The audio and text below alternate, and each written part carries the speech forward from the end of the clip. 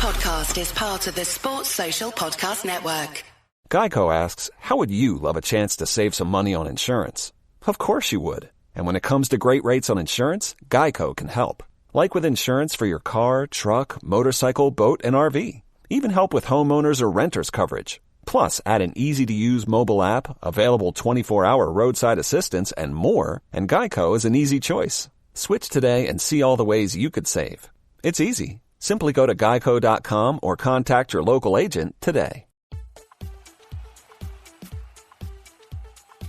Hello and welcome to 1865, the Nottingham Forest podcast with me, Rich Ferraro. We are coming to you on Sunday the 13th of November, and this is the day after Nottingham Forest got a very welcome 1-0 home victory, which was against Crystal Palace. And that means that Forest joyously go into the winter break off the bottom of the table. Now, obviously, that's quite momentous. The other thing to note for all of you Forest fans out there is, of course, it does mean that Forest also go into the winter break having surpassed Derby's long-standing record of being the worst team in history. So we've passed that 11-point mark. Anyway, let's get started. We're going to hear from Maradona the Midlands in just a few minutes. But before we do that, let's have a look at the Forest team news. So it was Henderson in goal, a back four of Serge Aurier and Renan Lodi in the full-back positions, and Joe Worrell and Willy Boly retained their position at centre-back after impressing against Spurs in midweek. The midfield looked a bit more normal, with Ryan Yates and Chet Kouyaté either side of Remo Freuler. And up front, it was the strikerless front three once again, with Brennan Johnson and Jesse Lingard flanking Morgan Gibbs-White. Now, Maradona the Midlands, welcome. Was that team news, particularly the lack of a striker, a surprise to you? It was a little bit. I wasn't sure what selection he'd go for, because he did have some dilemmas. It was a good midweek performance versus a good performance against Brentford. You've got the World Cup players to consider. Would you want to play them? Will they be playing at full pelt? So before the match, I did sort of think that he probably would go with the same back four as midweek, because they seem to have played so well. And it was a tricky one to play. Whether it would have been tricky to drop Lingard after he played so well, and also would have been tricky to drop or keep Morgan Gibbs-White out as well. So that being the case, I was a little bit surprised we didn't play with the strike, because I think we've shown over the past few weeks that we're always better when we do have a recognised striker. But it was a tricky transfer selection, and it sort of made a bit of a compromise one there, I guess. Yeah. But on the other hand, I think the fact that Gibbs-White has this ability to retain the ball, he's not a focal point in the same way, but obviously adds a different dynamic. And I wonder as well how much Steve Cooper kind of makes his team selection, not just on the basis of who's available to him, but on the basis of who we're playing against. And Palace were kind of lining up with essentially the same team that they played last week when they got their first away win of the season. So I'm wondering if the fact that Joachim Andersen and Mark Gehi, he thought, well, let's make them run around a little bit at centre half. Anyway, let's get on to the action itself. And I say action, well, it wasn't a match that was high on action, was it? So let's just talk about the first half. There was the first moment, I suppose, of vague danger came when Wilf Zaha went down the left-hand channel and got a bit of a shot in, cross shot, which was parried by Dean Henderson. Now, that was a bit of a hairy moment, I guess. But on the other hand, I think we can just put it out there right now. That was the only save that Henderson had to make all match, wasn't it? Yeah, I don't think even he made the save. I think it may have just gone over from my memory. It was I don't remember Dean Henderson having to make a save at all. For all their possession, Palace didn't create a great deal. They say similar to Forest. They were playing without a recognised striker. They had sort of Easy, Zaha, and Elise as a sort of front three, and sort of lovely touches, lovely sort of nimble players, sort of natural footballers, you can tell, and they're all sort of great great looking on the ball when they've got it, but without really producing anything, without that sort of physical presence to go through people. They're sort of in and around our defenders, sort of getting in bits and pieces of space, but without any real creation. And they sort of bossed possession and midfield as well. The ball backs for Palace are sort of very, very much pushed into midfield as well, so reminiscent of the way we played last season. So often they had sort of 5 in midfield, and we were struggling to get hold of the ball at times as well, so relying on playing on the break. But for all those attacking players, I think the lack of a focal point in a striker sort of harmed them as well, and so they didn't really create any clear-cut chances apart from that Zaha one. Yeah, and I'm assuming it's possibly down to fitness or maybe selection that neither Jean-Philippe Mateta nor Odsonne Edouard came on until the second half, because, yeah, as you've just discussed, it does seem a bit odd. But I do like Palace under Vieira. They are easy on the eye, but the fact that they don't get these results away from home suggests that there's something kind of not quite right there, and that fed into Forest being able to get the result today. Now, let's start talking about VAR, because there was a moment when after Zaha had that shot, then Forest were more or less on the ascendant, and the first moment of controversy, I suppose, came when Tyrick Mitchell brought down Jesse Lingard just outside the penalty area, and Forest fans were baying for a red card. It was given as a yellow, with the argument being that Joachim Andersen was coming across to cover. So the on-pitch ref, John Brooks, gave a yellow. VAR backed that up. How did that look to you from the stands? Yeah, I was expecting a yellow as well, because Anderson was right next to him as well. So I everybody else around me was like, red, but I was being my usual miserable self. I was a bit calmer. I wasn't expecting a red at all. So I think yellow card was probably the correct decision. Okay. What about the penalty that was given against Forest? That was Joe Worrell who stuck an arm around Wilf Zaha as he was turning him in the box. I've only seen it just the once on a replay, and it's stonewall as far as I can tell, without slowing it down or doing anything fancy. It looked like a penalty to me. I have to completely disagree. This is the problem with VAR. I mean, I didn't see it as a penalty at the time. To me, in real time, it just looked like he threw himself onto the floor. Joe, and having watched replay as well, I don't think my opinion's changed at all. Joe Worrell does have hold of his he has an arm around his midriff, but Zaha had beaten him, and he was through on goal. And I don't know why he didn't just finish the shot, because Joe Worrell holding his tummy doesn't make his legs suddenly give way and fall down. So he absolutely threw himself on the floor, and I don't understand how VAR, having looked at it, could give it. And so I think justice was done where he missed the penalty. But he's a fool to himself, because he could easily have stayed on his feet as a simple one-on-one finish. So I don't understand why he did it. Okay, to go all a bit match of the day. Do you reckon it's one of those where if the ref had chosen not to give the penalty, VAR would have upheld that, but because the ref had already pointed to the spot, VAR said there's no clear and obvious error there? Well, that's obviously their reasoning, but I think they're completely wrong, because that there's two problems. That one, holding somebody's tummy does not make your legs give way. That's not where that is. So that's completely erroneous to give a penalty for that.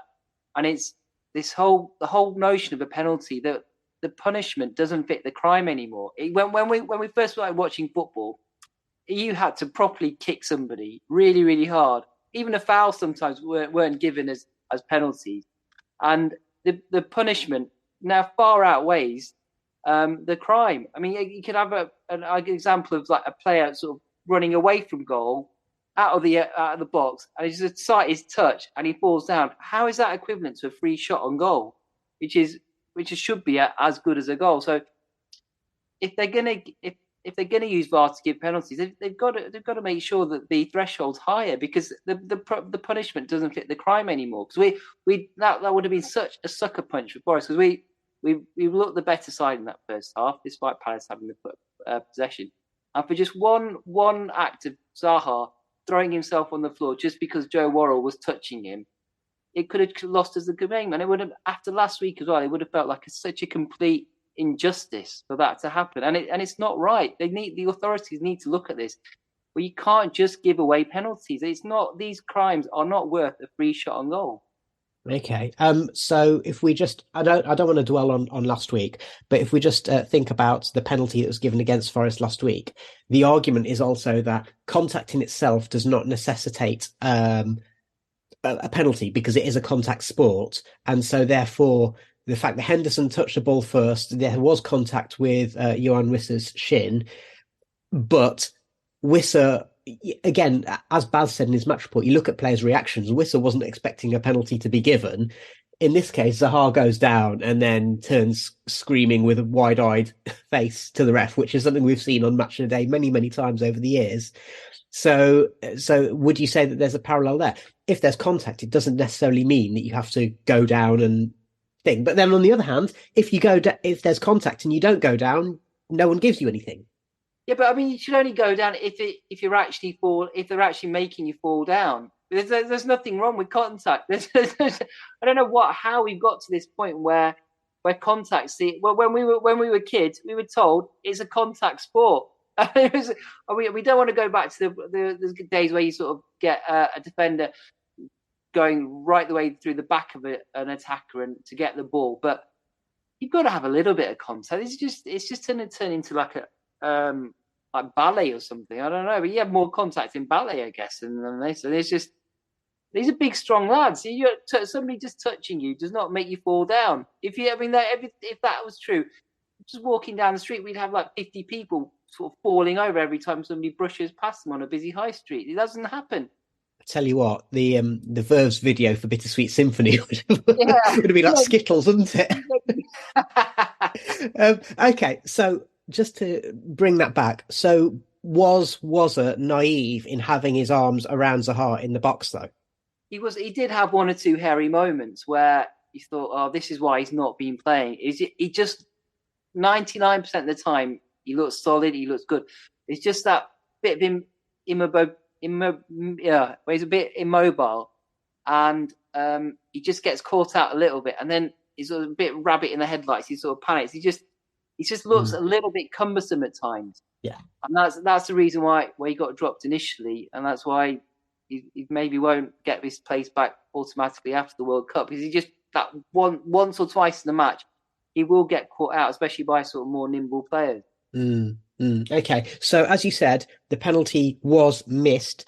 Zaha, it's one of those, I don't think he's got a great penalty record, so I was a bit surprised to hear that he was the one taking the pen. You'd have thought that maybe someone like Eze or Elise or someone else might take it. I mean, Milivojevic, I think if he was playing, he's got a really good penalty record.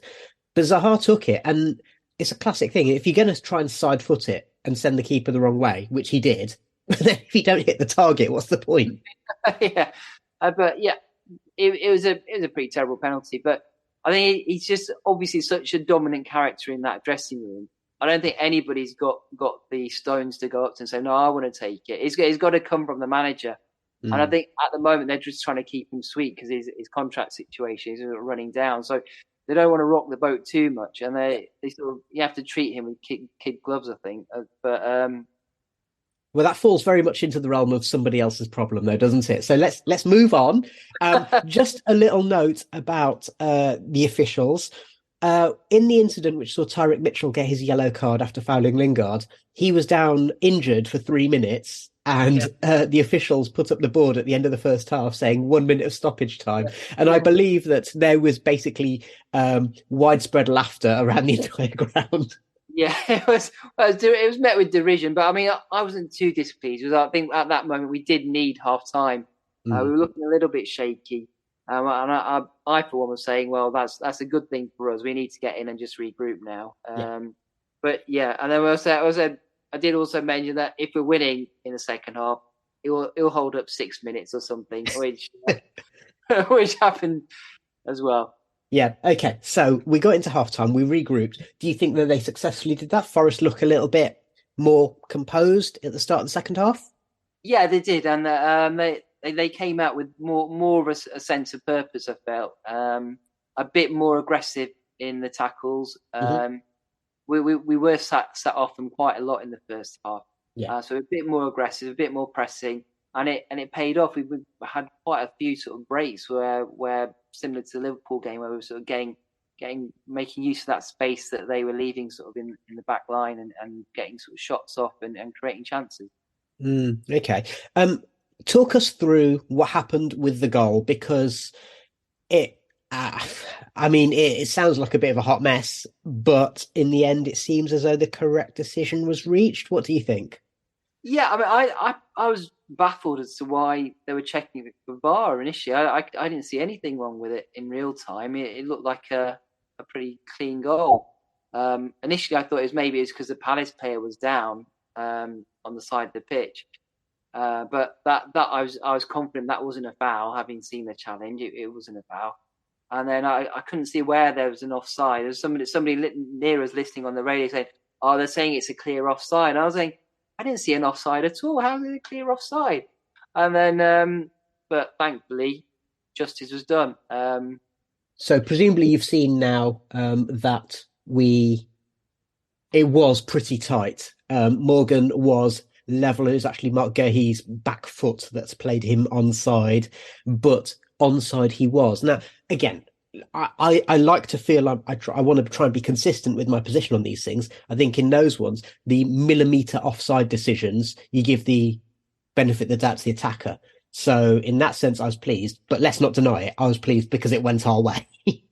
Yeah, but in real time, it didn't look, because of the way of the movement. It was he made movements from behind the defender. So that would only ever be denied by a VAR decision. If we go back to sort of how football was pre VAR, nobody would even question that as being Mhm. offside. It was, and that's not why VAR was introduced. I don't think it was introduced to sort of pick up on glaring errors.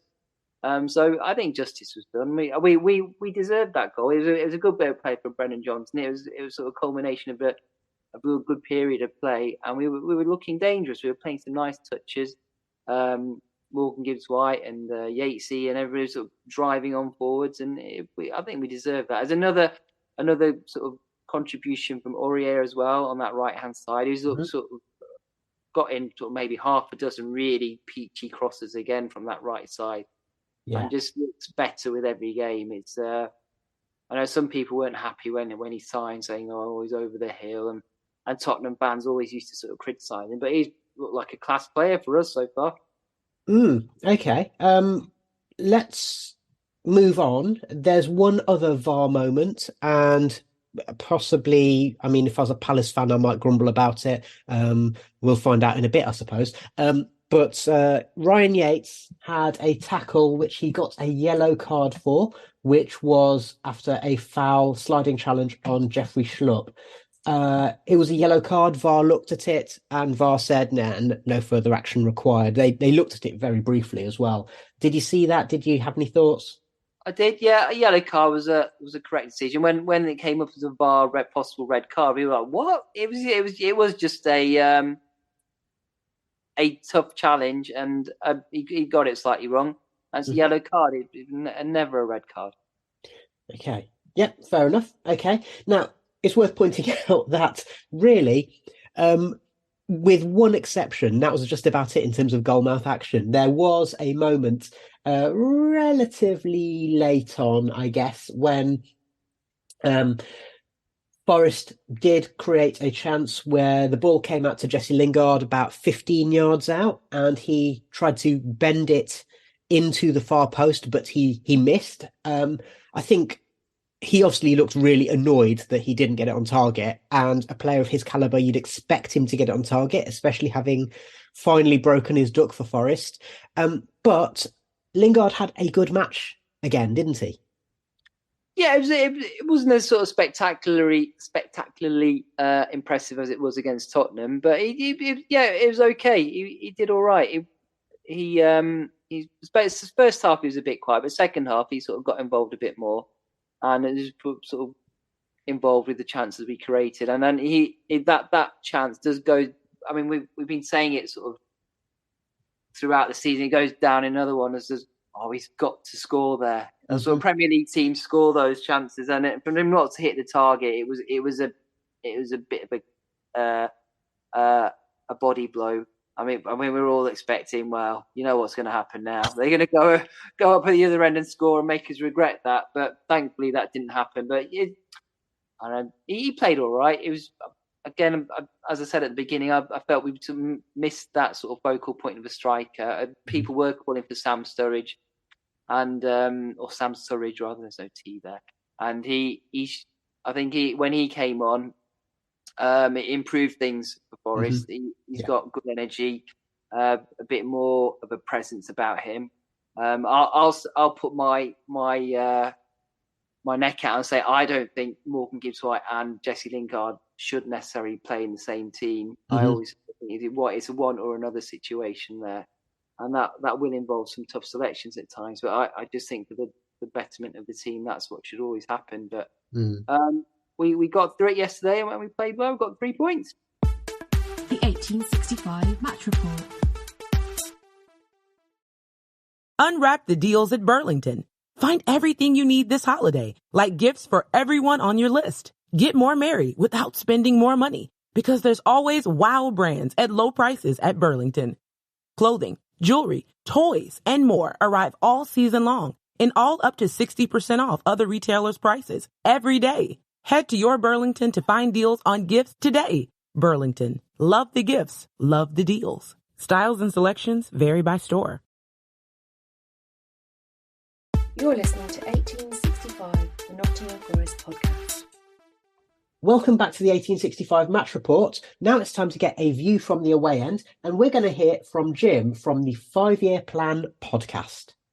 Hi, I'm Jim Daly. I'm host of the 5-Year Plan podcast, which is a Crystal Palace fans podcast. It's the morning after Forest beating Palace 1-0 at the City Ground. I was there yesterday. Had a lovely day driving up. A beautiful walk in the sunshine over the Trent by the ground. It's a lovely old ground. Really enjoyed it. And a lovely walk back down by the river to the park and ride. The only thing that ruined my day was the 90 minutes of football in the middle. I thought Forest were absolutely good for their win. I thought you battled hard. For the first 20 minutes, sat off us, and I thought that was a bit of a surprise, and we looked comfortable. But once you started pressing high, we struggled, and that is something that has happened to us all season, particularly away from home. Our away form is not good. And I thought it was a very poor performance from Palace. Really frustrating, given how good we were at West Ham the previous week. I thought we were terrible, and I thought Forest deserved the 3 points. No complaints, really, from me. The penalty, had we scored the penalty, it would have been a different game, but, you know, Wilf rolls it wide with a terrible penalty. Even the Forest goal when it came, I guess maybe if you're a controversial Palace fan, you might particularly moan that Mitchell was down injured. But to be fair, Forest have no obligation to put the ball out. And actually, when it comes in, looks like a slight error from Guaita there to prod it out, and maybe should have been defended better. And of course, can't complain about the offside or the onside, because that is what VAR is there for now. And we have to assume that is bang on. So I do think over the course of play, Forest deserved it. We created very little, and our players did not look up for it. They looked like they were on the beach, as a mate of mine said in the concourse afterwards, which is weird to say in mid-November. So I can't really have any complaints. No other controversies I can think of during the game. I just thought the only controversy really was that Palace were very poor. I thought the Forest fans were fantastic. That is the loudest opposition fans I've heard going to Palace games in a long time, to be honest. I thought they were absolutely brilliant from the very first whistle. And, you know, if you're asking me, will Forest stay up? And I don't know, because I think it's going to be very tight down the bottom of the table. But you seem to have had a really good upturn in form. Ironically, since offering Cooper the new deal, and we were walking over the bridge to the game, we heard some Forest fans behind us say, well, we've been a lot better since Cooper's been given the new deal. And today they really fought for their manager. You know, there were scenes of him at the end, fist pumping to the crowd. It reminded me of when Ian Dowie was Palace manager, 15 years ago, and he seems to have got the fans on side in the same way Dowie did for us. So I think absolutely, if Forest do go down, you won't go down without a fight, because that is a team that are clearly fighting for their manager, and that is a fan base that are clearly behind their team. You know, it's almost a 12th man, I think, yesterday.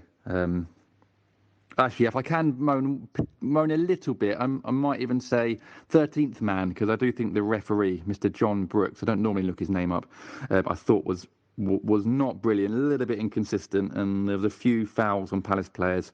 One on Wilf right in front of us that wasn't given. I thought he seemed intimidated, I think, maybe even by the home fans. And actually, you know, as home fans, that is kind of your job. And there was one incident, I have to say, with Yates down in front of us, your number 22, who, how do I say this diplomatically, went down very easily after a shoulder-to-shoulder with Mark Gahey and looked to be holding his face. When those of us, and I was in row 4, it did not look like he'd been hit in the face. But it's all gamesmanship, isn't it? And it's all about marginal gains. And to be honest, Palace didn't do any of that, and Palace didn't really deserve anything from the game. So well done to Forest. I thought it was I had a lovely day out at the City Ground. It's my first time there since 2008, so it's been a long time. And I thought, as a team and as a fan base, you guys deserve the win today. And I wish you all the best for the season. Forest are a lovely traditional old club, the sort of club we want to see back in the Premier League, to be honest. So I'll be keeping my fingers crossed for you guys that you do stay up this season. Although, as I said, I think it's going to be very tight down the bottom. And part of me hopes that Palace aren't dragged into it, but I think we've got enough quality to stay out of it, I think, this season. But we do have to sort out our away form and our inconsistency. So anyway, yeah, lovely day out for me at the City Ground, just ruined by 90 minutes of football. But all the best to Forest for the rest of the season. Thank you very much, Jim. And we appreciate you giving your views on the game. Now, I'm going to go back to the Maradona, the Midlands, to just, I guess, sum up a little bit. The first thing I'm just going to ask is, Forest got a clean sheet, they got a victory, and Steve Cooper was naturally delighted about that. We'll come on to what he said in just a minute. Now, was the clean sheet down to the fact that Forest are a bit more solid, or was it down to Palace being a bit toothless, or was it a little bit of both? It's a bit of both. I mean, we're looking better than we did, I mean, when we first came up. And things started to go off the rails after the Man City game. We looked completely out of our depth and so disorganised and so open that it was ridiculous. So from there, we moved a million miles forward with the sort of strength in the middle of the park now, and solidity was showing, and just the improvement in players of, like, I would guess at the time, first few appearances for somebody like Renan Lodi, we were like, oh God, what have we done here? Because he looked completely like a duck out of water. He didn't look like he didn't fit into English game at all. But so with the benefit of hindsight, sort of the lack of a pre-season really did for us. And just when you look back at how many pre-season games we had, it's relatively few, really. So just, I think at the beginning we were lacking both fitness and just getting used to the Premier League as well. And so that's helped as well. The players look fitter now. They look like they can keep running, and it's an overall improvement. I think we'll see a gradual improvement as the season goes on as well, as they get to know each other. And lest we forget, we've got Steve Cooper in charge, and we saw what he did last season. And when last season we were saying he is a brilliant coach. So the more time they spend with him on the training field, and we've got to still believe he's a brilliant coach, and because from the evidence of our own eyes from last season, he will improve those players and he will improve that team. So I think we're just going to see a gradual improvement all the way along. Yeah, and we'll talk about that in a bit more depth. We are going to do a sort of a discussion podcast, one of our Forest Rambles, before the World Cup starts, now that we have gone into the break. So keep an eye on your feed, listener, and that will be with you in the next week or so.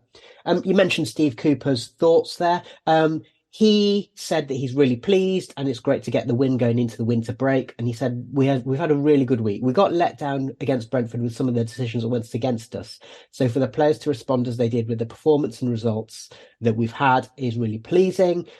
He also commented upon the fact that Henderson didn't really have a save to make. He said, it's been a tough few months with the turnaround in the squad, but the guys have been brilliant in terms of their attitude. We know at times we haven't been the team we need to be, but that's a natural process of putting the team together. So just to sum that up, and again, we will talk about it in more depth. That's a real...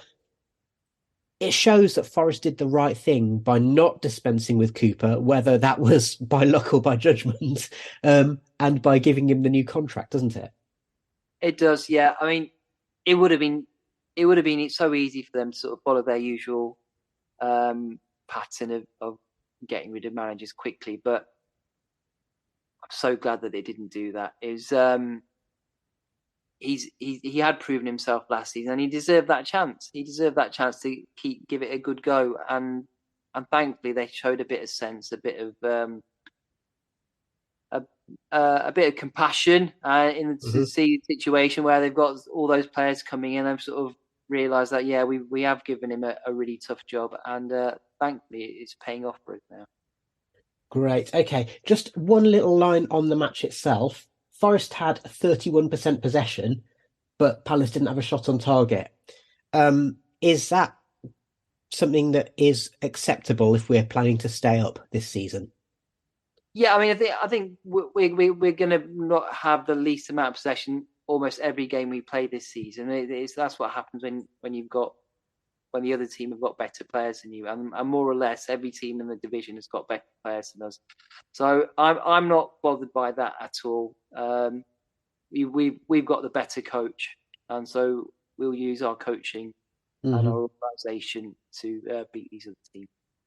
Okay, just a look at the Premier League table because it's worth talking about.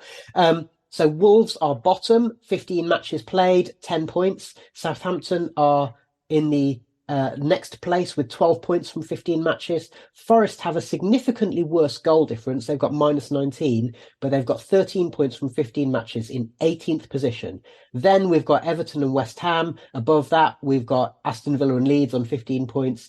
And Leicester in 12th, who have hit form. They are just 4 points ahead of Forest, although, again, Forest goal difference is essentially a point down.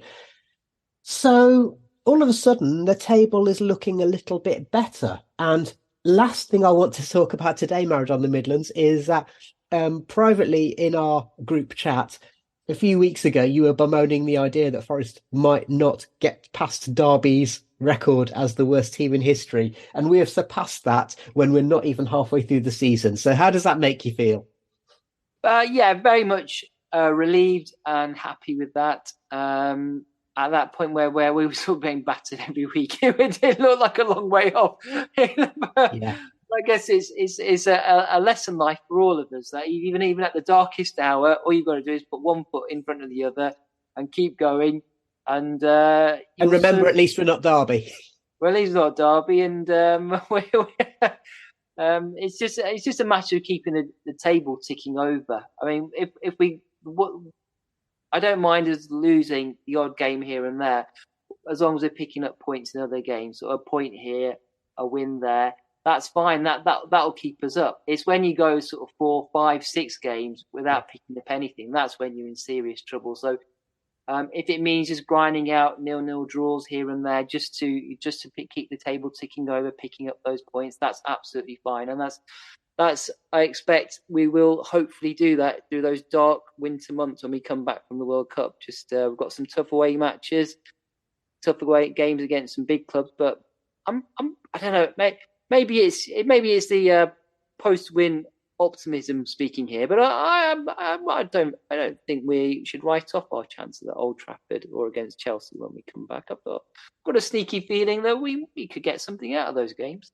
Okay, we'll preserve that clip and play it back to you in about 6 weeks' time. But I think one of the things to kind of revisit a point we made a few minutes ago, and actually in previous weeks, Steve Cooper is somebody who doesn't get too high when he wins, doesn't get too low when he loses, very calm presence. And I think that's going to be really, really crucial for Forest's chances of staying up this season. Would you agree? I do, yeah. I said it last season, and I'll say it again this season. He's our biggest asset. We've really struck gold with Steve Cooper, and just his coaching ability and his intelligence just shines through, and I think that's going to see us through well this season.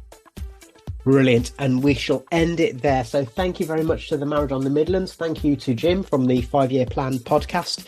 And thank you, listener, for joining us. Once again, a reminder, we'll be back with one of our Forest Ramble discussions before the World Cup gets started.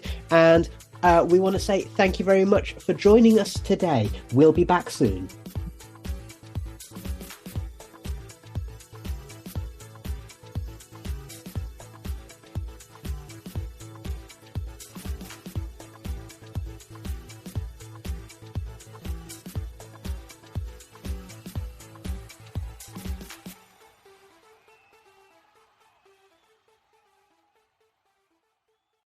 Sports Social Podcast Network.